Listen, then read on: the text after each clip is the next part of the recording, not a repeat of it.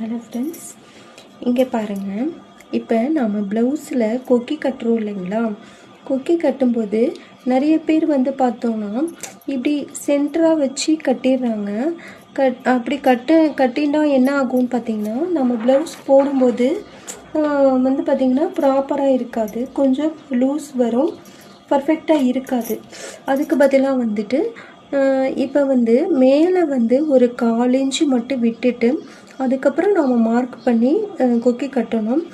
இதே நம்ம மார்க் பண்ணிவிட்டு கொக்கி மட்டும் வச்சு நாம் ஸ்டிச் பண்ணிவிட்டு போட்டோன்னா அதுவுமே பார்த்திங்கன்னா கொஞ்ச நாளுக்கு தான் இருக்கும், லைஃப் வராது. திருப்பி நூல் பிரிஞ்சிட்டு வந்துடும், இல்லைன்னா கொக்கி கலண்டுட்டு வந்துடுது. ஸோ இப்போ பார்த்திங்கன்னா இது பார்த்திங்கன்னா ஆரி ஒர்க் நீடில்.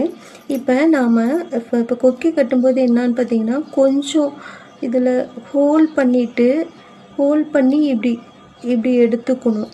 ஹோல் பண்ணி இப்படி எடுத்துட்டு இங்கே பாருங்கள். அதுக்கப்புறம் இந்த கொக்கி இருக்கு இல்லைங்களா, கொக்கியை இப்படி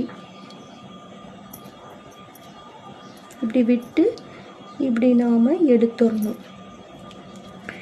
இப்படி எடுக்கும்போது என்ன ஆகும்னு பார்த்தோம்னா கொக்கி கொஞ்சம் ப்ளவுஸ்லேயே மாட்டியிருக்கும். இப்போ நாம் ஸ்டிச் பண்ணும்போது இப்போ நாம் கையில் தான் ஸ்டிச் பண்ண போகிறோம். கையில் ஸ்டிச் பண்ணி இது பண்ணும்போது லைஃபு வரும். நார்மலாக நாம் அப்படியே வச்சு கட்டும்போது லைஃப் வராது. ஸோ இதை ட்ரை பண்ணி பாருங்கள் ஃப்ரெண்ட்ஸ்.